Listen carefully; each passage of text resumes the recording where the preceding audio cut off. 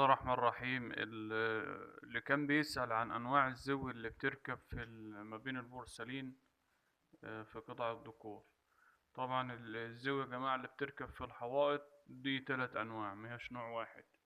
في الزوي العادية، وفي الزوي اللي بتركب بتكون جوه منها ليد. يعني عندنا هنا ده نوع من أنواع الزوي، تمام، جوه منه ليد.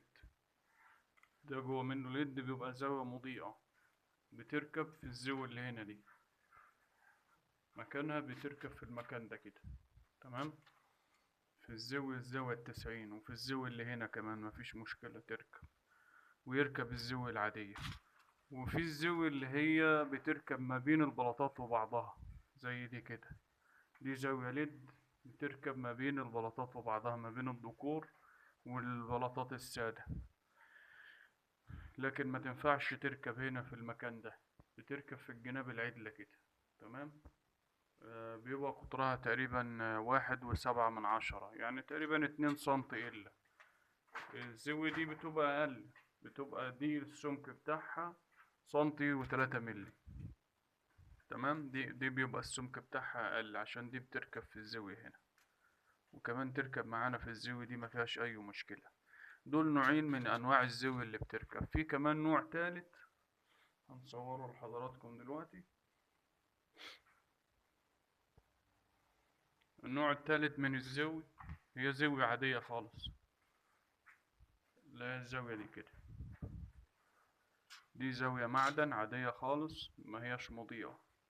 دي بتركب برضو في الأماكن دي، يعني ممكن تركب معاك هنا في الزاوية دي ما بين البورسلين وبعضه، وتركب معاك هنا في الأماكن دي. يعني كل البانوهات دي اللي هيبقى فيها إضاءة، هتبقى الإضاءة داخلية، والزاوية دي تركب معاك هنا زاوية عادية خالص. ودي اللي احنا بنتكلم عليها، اللي هي الزاوية المضيئة، دي اللي جوه منها ليد.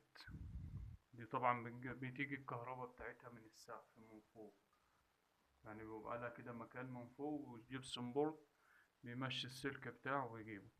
هنوريكم دلوقتي الطريقة اللي بتركب بيها. طبعا دي راكبة كده خلاص، ركبت وثابتة. هنوريكم دلوقتي الطريقة اللي بتركب بيها الزاوية دي.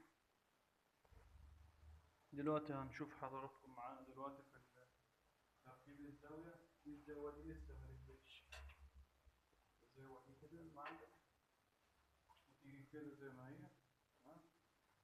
دي بتركب في مكانها هنا بالمرة، تركب هنا في مكانها بالمرة،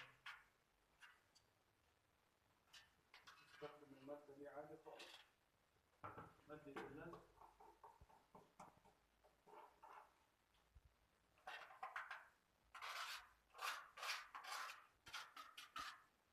هنرسم لحد ما نعبي المادة، وبعدين نرجع لكم. هنعبي المادة عشان الوقت، ونرجع لكم تاني. كده بعد ما عبينا المكان بتاع الزاوية بالمادة، طبعا المادة هنا جاية رمادي، ممكن المادة تشتغل بها أبيض أو رمادي، بس اللي موجود معانا هنا رمادي، مش هتفرق أبيض أو رمادي، كله شغال.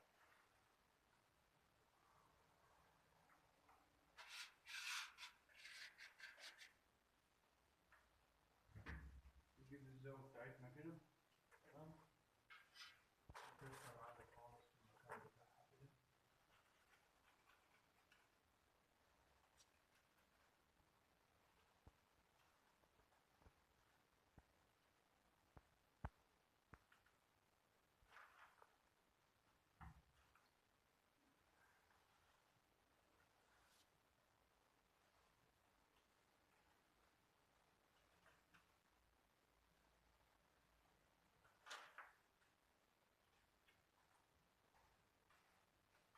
طبعا أثناء التركيب أهم حاجة هنراعي إن هو الزاوية ما تبقاش باردة، يعني الزاوية تكون بنفس ماشية مع الجنب بالظبط، ما تكونش بارزة كده، تمام. يعني هنا ما يكونش فيها بروز، هي معمول كده ليها فريم كده من الناحية دي والناحية دي، تقريبا 2 ملي و2 ملي، بتقفل عليهم البلاطة يمين وشمال، وتركب معاك بالمادة عادي.